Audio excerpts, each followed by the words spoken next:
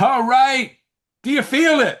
Feeling you with Vic the Brick Jacobs' smiling face and PJ right here. That beautiful new look, Vic. I love it. The nutty hat, the trim of the bush beard that you had. Did you find some sparrows in there when you trimmed that, or what did you find? A couple of bald eagles when nesting uh, Oh, in my beard. So I figured let them be free for the summertime. I love Gong me, Ukes. it. Yeah. We have set them free.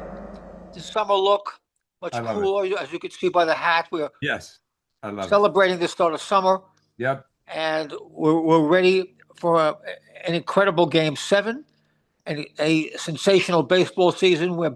beanballs were flying at Dodger Stadium.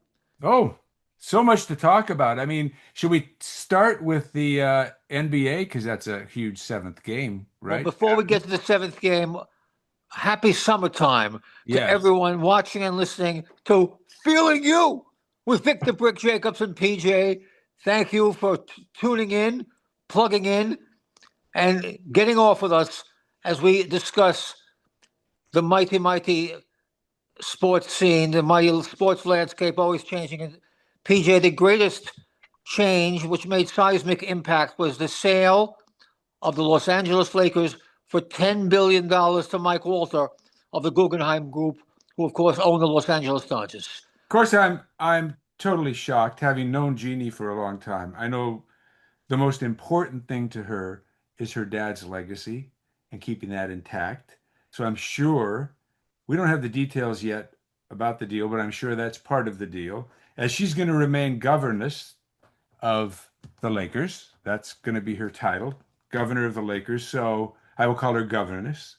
And I don't know what that all entails. I don't know if she's turning everything over to Walters or if she's still going to run the Lakers or if Rob is going to run the Lakers. I'm not quite sure where that goes. I do know this.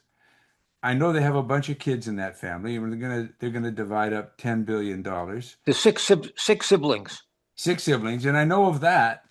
You're really going to divide up what, 5.5 billion, because the government's going to take their share. So all that being said, that's still a lot of cake to divide up. And Jeannie worth right now is probably about 1 billion already. So she's looking on the strong side of things. I understand where she's going with this.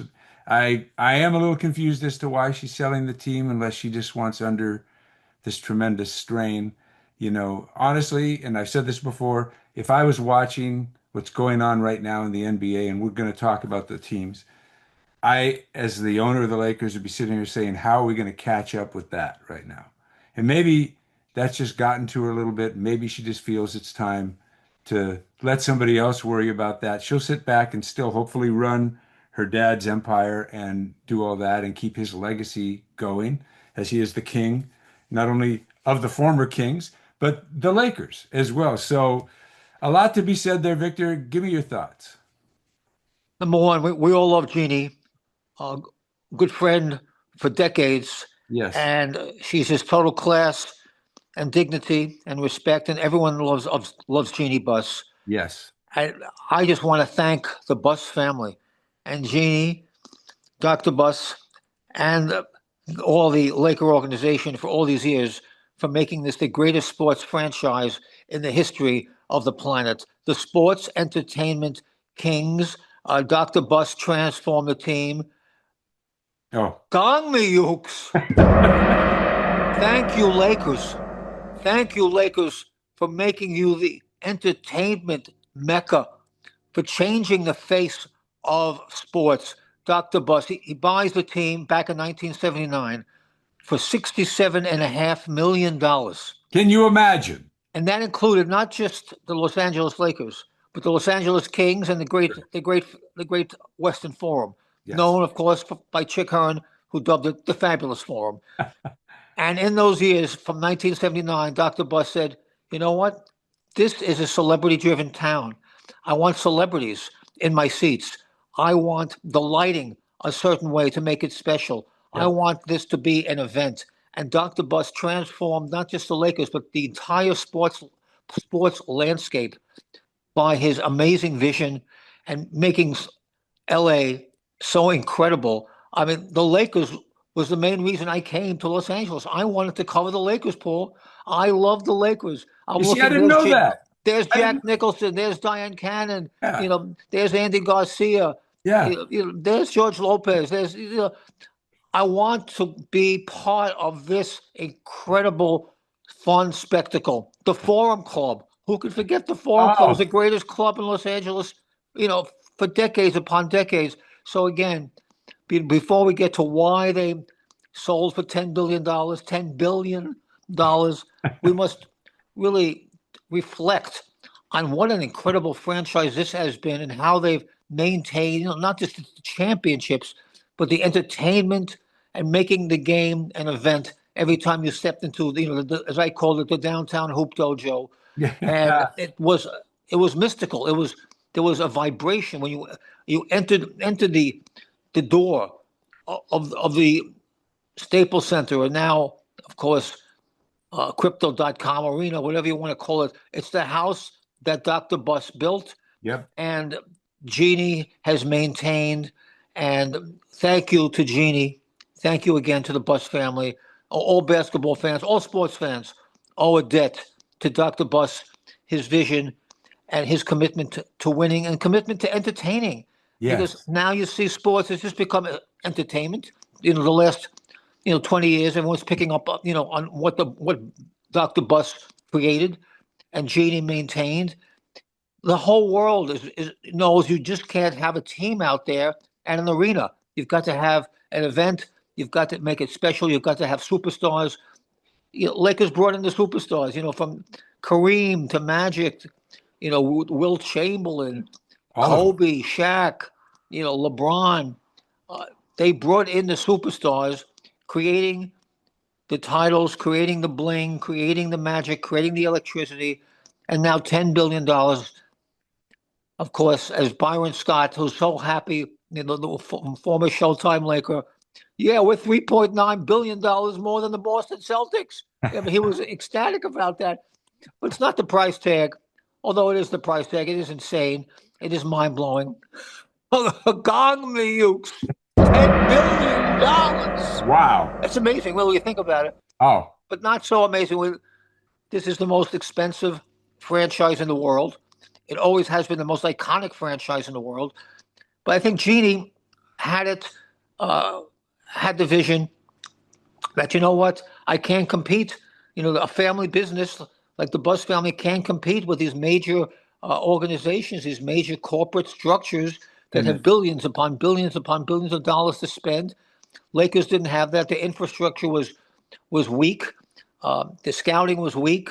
Um, Sabermetrics, if you want to get into that, they were not heavily invested in that because they really couldn't no. heavily invest in everything that other teams did.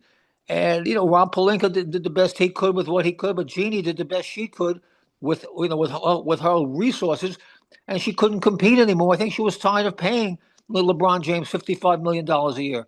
They couldn't sustain it, PJ. I know. And you're so right with that. I mean, this is where sports is going. These are Guggenheim mega, mega, mega.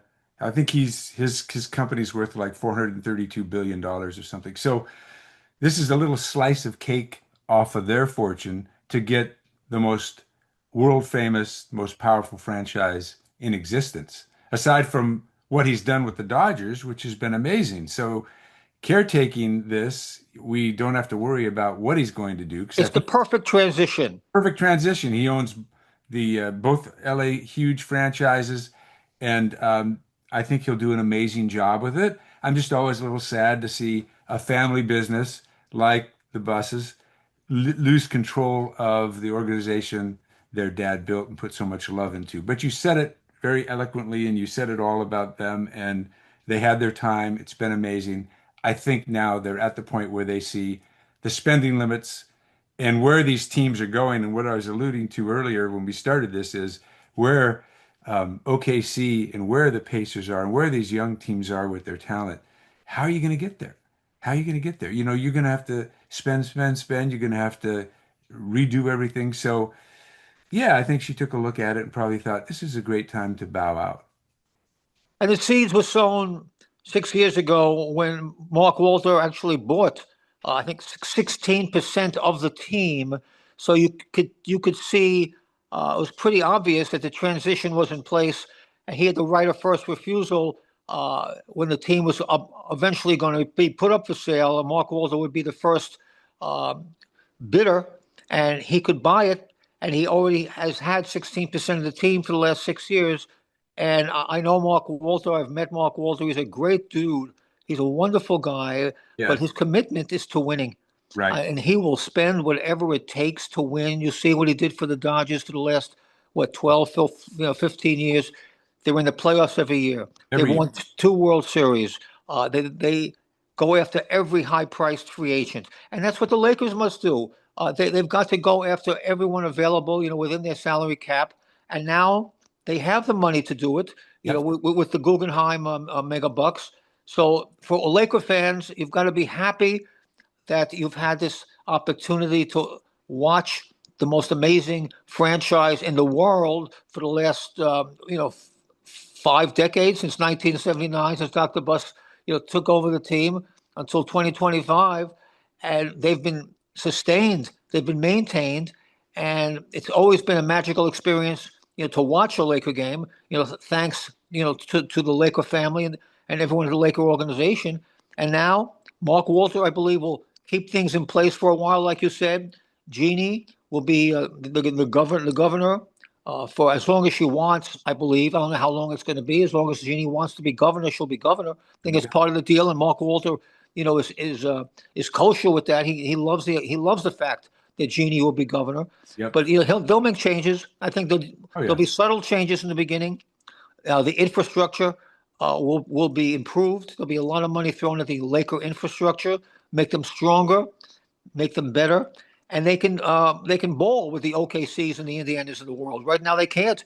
Right Yeah. now they're thin. They need a bench, and that's next is the improvement of the Lakers. But again, revel Laker fans, basketball fans, sports fans in this amazing franchise that has transformed, the whole flavor and the whole legacy and landscape of sports these past 50 years.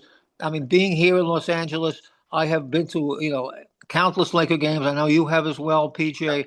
And it's an experience. It always has been blissful. You're Yes. blissing out. It's electric. And Oh, it's 3 hours of entertainment you can't find anywhere on the planet. So thank you again to Dr. Buss, yes. Jeannie Buss, and all the siblings, the Laker organization, for making it so especial all these years. Yeah. I agree. Gong me, you! Yeah! Nicely I'm done. still tingling Yeah. from the Laker Well, experience and will continue to tingle. of course. Tingle to this. Tingle that we've got game seven between OKC and Indiana Pacers coming up. And this is an amazing thing. I think you picked what? OKC in seven? OKC in seven from the beginning. That's what This you is said. exactly how I've seen the series play out, Yep. PJ. Yeah. Both teams, You called almost it. like a mirror image. Relentless defense, Yeah. great three-point shooting, Yes. create turnovers. Yeah. Yeah. Do you still though have that firm feeling that OKC can win this in seven? Do you still feel that? Last game, everything on the line, which team is going to come up bigger? Well, Game Six was a disaster for OKC. All the turnovers are very Sure. uncharacteristic of OKC, but that's what Indiana does. They'll force you into turnovers with their relentless pressure. Yep. And what's amazing is Halliburton really didn't have a great game. I think he had 20. He hit some big shots, but Hit big shots. Yeah. their leading scorer was a guy off the bench, Obi Toppin. Obi, the former Knickerbocker, who the Knicks traded to Indiana for two draft choices years ago, and the Knicks bench, is a wasteland. Yeah. Meanwhile, Obi Toppin, it tops the Indiana Pacers in a Game 6 blowout of Ooh. OKC to force a Game 7. Obi Toppin from Dayton, he's a Dayton Flyer, but more importantly, he was a Knick. The Knicks had him, and they Ah, let him go for Flotsam and Jetsam. So to the Knicks once again, watch Leon out. Rose. Leon Rose. It's been a bad couple of weeks for you. Oh, Thibodeau still. Well, I would call Thibodeau and get him back. You see the brick for trading watch Toppin it. and not having a coach yet? You see the brick? Cover up. You freaks! Oh. Dog me, you! No. They Only deserved problem. it. They earned it. I know you hate to gong the Knicks. I know you do. And I know you hate to brick the Knicks, which rhymes. But I enjoy it because number one, I'm still frustrated that haven't found a coach. We're getting back to reality. Game seven. yes. OKC has the advantage. Okay. Gilgis Alexander will have a good game. Um, OKC was not there in Game Six. Yeah. They didn't show up to win. They figured, you know what, we've got a Game Seven in our pocket, and Yeah. they didn't play with desperation. Yeah. And in this situation, you need desperation.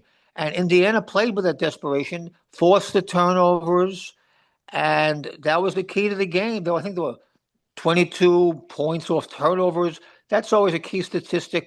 Yeah. How many points you get off turnovers. But again, OKC didn't have, the game that they needed to have. Well, Indiana did. It was back and forth. It's exactly how I've projected it. It's going seven, but OKC has the home court that they fought so hard for, PJ. Yes. During the season, you fight for this game. You fought all season to Yeah. have home court in a game seven in the NBA Finals. Oklahoma City Thunder has it. They should take advantage of it. I believe it'll be a close game, a tight game, but I like OKC in seven, and the mighty Thunder will win their first ever NBA championship. Impressive. Impressive. And I've been with you on that. I do think that OKC is going to win this whole thing. I think that they've proven they're the guys. Everybody has a letdown game. We all know that as you go through this thing. And that was theirs. They're going to come back so strong. I'm predicting a couple of fights. There's going to be a lot of chippiness, a lot of tension. It's going to be really fun to watch. The refs are going to let them play, I hope, and we'll just see what happens. Well, Rick Carlisle's an excellent coach. Mark Dagnall has proven to be an excellent coach. But a Yep. lot of people are thinking Carlisle will have the advantage because he's been there before. He's won a championship. He's been, in more pressure situations than Daniel, that he's going to outcoach Daniel. Listen, he's a factor, Carlisle. I've got no love for his personality, but I do respect his X's and O's and what he does on the court with his squad. But this is going to overcome Carlisle. The home court is going to be humongous Huge. for Oklahoma City. And again, Gilgis Alexander is going to have a big game. I believe their bigs are going to come back. I think they disappeared more or less in Game Six. Yep. Hartenstein really, I believe, has to step up and have a good game. And OKC, Williams had that amazing 40 in the game five. Um, didn't step up again, in the game six to have the 40. But again, he will be a major factor. And you need Williams to step up. Uh, Shea Gilgis will step up. And Caruso again was a disappearing act Yeah. in game six. You need Caruso, who had 20 in the game five. They've all got to, do their thing. I believe they will. It's the time, when the freaking rubber meets the freaking road, man. That's Game seven of it. any sport, and I this love is it. it, man. I love it. You gotta love it. It's gonna You be got it. wonderful. Yeah, yeah. I'm looking forward to it. It's going to be really good. Whoever wins ultimately deserves it. But I'm going with you. I'm saying OKC by a hair. It's going to be close. And Very just shifting to the WNBA for a while. Caitlin Clark is back. please, I please. What's with these women in the NBA? Getting into Caitlin's face, shoving Caitlin to the ground. Ladies, the reason your salaries are soaring, the reason now you have private jets is Caitlin Clark injected the league with an amazing infusion of talent and energy. You know, don't destroy the golden goose. Ladies, give Caitlin a break. Play with her, respect her. So to the WNBA factions who are going up against Caitlin Clark, Yeah, do you yeah. see the brick? Give it Do to you see him. it? You freaks! Let Caitlin live. They Okay, deserve it. They deserve it. I've never been so angry watching these games and watching them all try to rough her up, poke her in the eye. I was so happy to see Sophie Cunningham take charge and kind of get in the middle of that because step up. she's a big girl. And she got in the middle of that and kind of, threw her weight around a little. And I liked it because I'm tired of seeing this girl who, like you say, has ignited the WNBA. Without her, the WNBA, they were selling seats in the front row for $15. Now try to buy a seat in the front row. They're going for up to $3,000. This has happened in a very short period of time, and it's because of Caitlin Clark. No other reason. Nothing else has changed. That's the reason. That's the reasons why. Oh, I'll drop this bomb. Maybe you'll see the Bus family buy a WNBA team. Who knows? Who knows? I hear rumors. I hear rumors. Well, they We'll already have see. a. Well, I know Walter already has an interest in the LA Sparks, That's right. so they're already in. I mean, they're in everywhere. They're in everywhere. You name a major sport Yeah. around the world, Mark Walter and Guggenheim, Yeah. has their footprints and their fingerprints on it, which is great because as Dodger fans, we've experienced the great Guggenheim Yes. reign over the last, as I said, 10, 15 years with such incredible success. Yep. And this week at Dodger Stadium, PJ, there Oh, was a beanball war, which disgusted me, but they're calling it old school baseball. But when you start throwing at people's heads and basically endangering their livelihood, there's no room for that. But when Mike Schilt threw at Ohtani-san, that was to me the major taboo. Not only is Ohtani-san the greatest player on the planet, but he's the face of baseball right now. And you don't throw at anyone, but to intently throw a 98-mile-an-hour fastball, as Suarez did, at Ohtani-san's shoulders, that is taboo. So Mike Schilt, you're a freak, man. And yes. listen, this Yes. brick is for you, and I want it between your eyes. Here you see it, Mike Schultz of the San Diego Padres for Give it throwing to at him. Ohtani, for throwing at Pajes, for continuing this beanball war where it should have been stopped. Dave Roberts would have stopped it, but not you, Schultz. You wanted blood. You see the brick? Ah! Schultz, I love it. you're I a love it. freak. And all God it me you. did, after all that, all it did And is how show. about Ohtani-san, Paul, Pete, Yeah. before I want to continue this thought.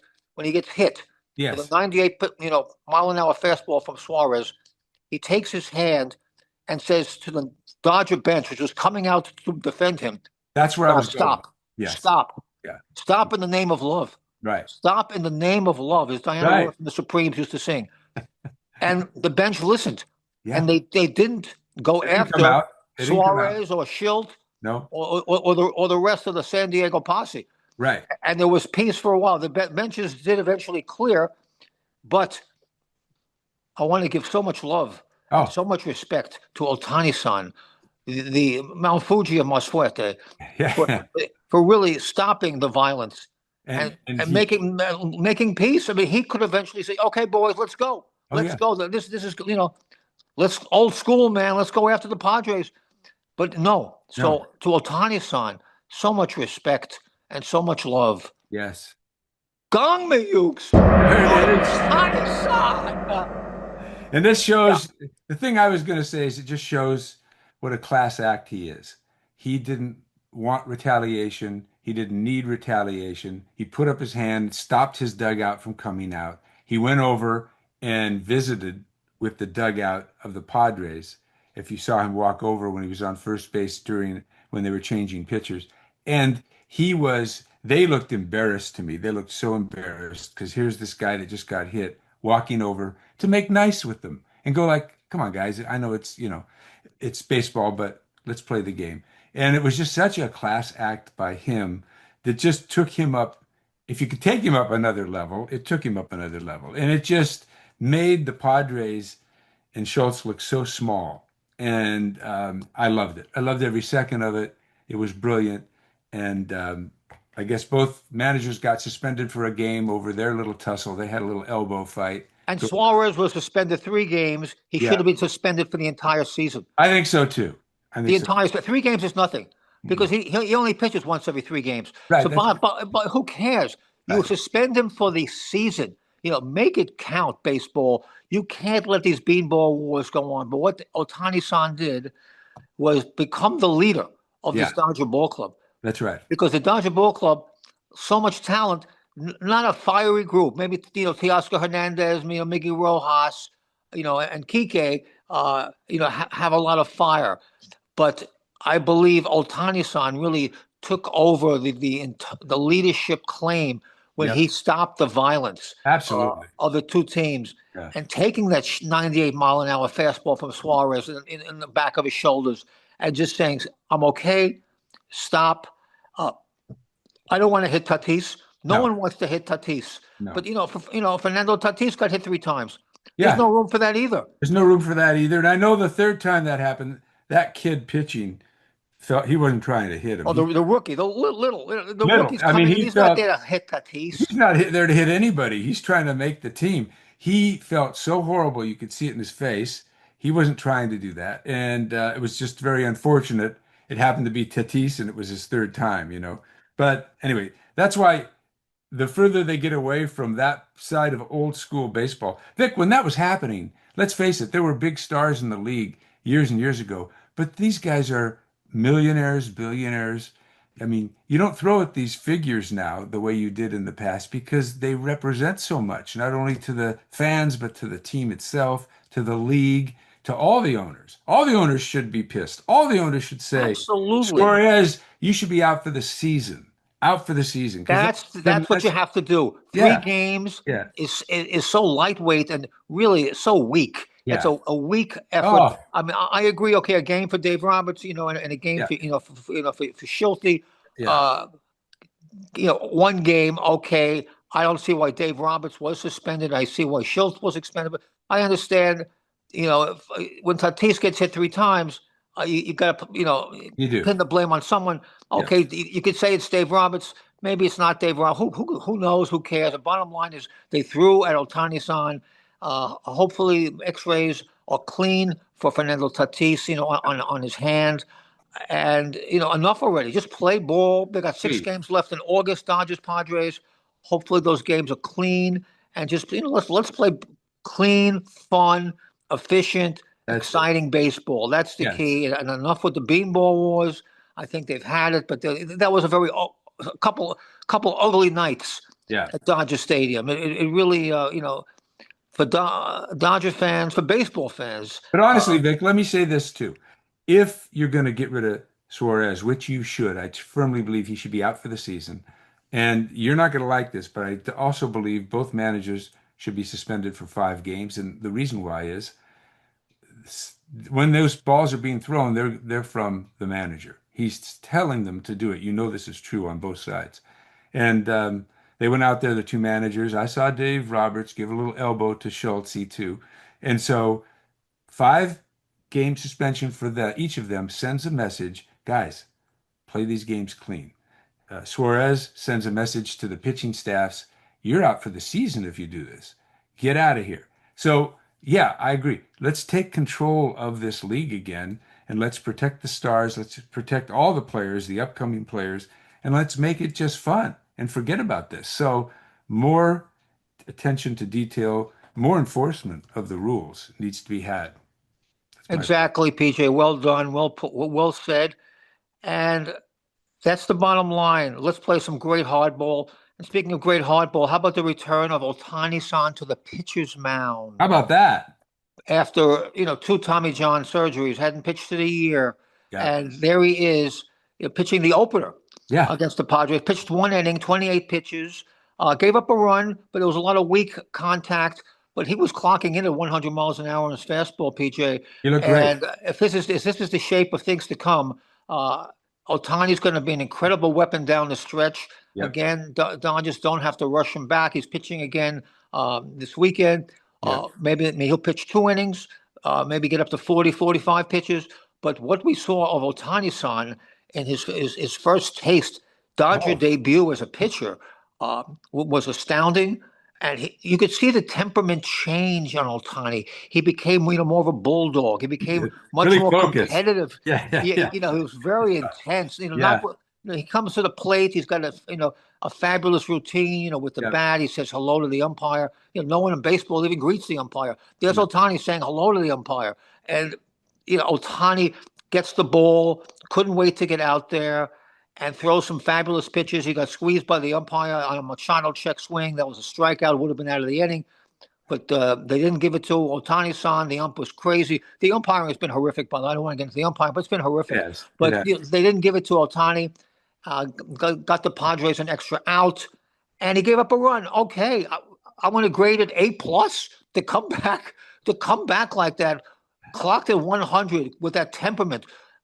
Coming back at Dodger Stadium, a sold out Dodger Stadium, Yeah, your arch rival Padres, and there you are on the hill. You haven't been pitching, for a year into real competition, and he pitches, I thought brilliant, beautifully, brilliant. beautifully. Yeah, Again, it was just one inning, but it was a sight for sore eyes if you're a Dodger fan, if you're a baseball fan, because we want to see this, the two-way phenomenon that is Otani-san. A gong me, Ukes. let's go. Otani-san.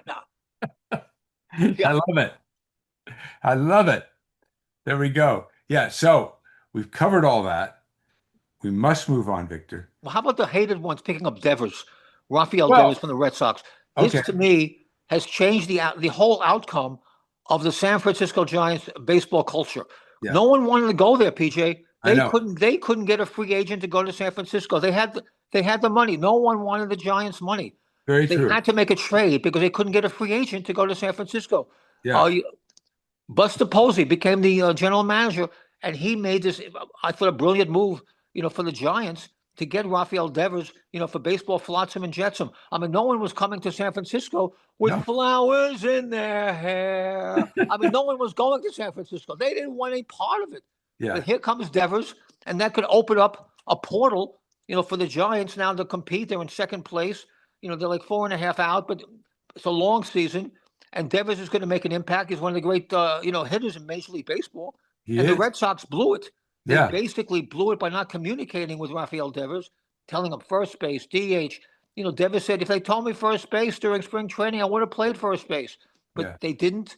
And they left him in the cold, according to Devers. I don't know. I'm not in the hands. I'm not in the mind of the Boston Red Sox organization, Alex Cora, the manager, how it went down.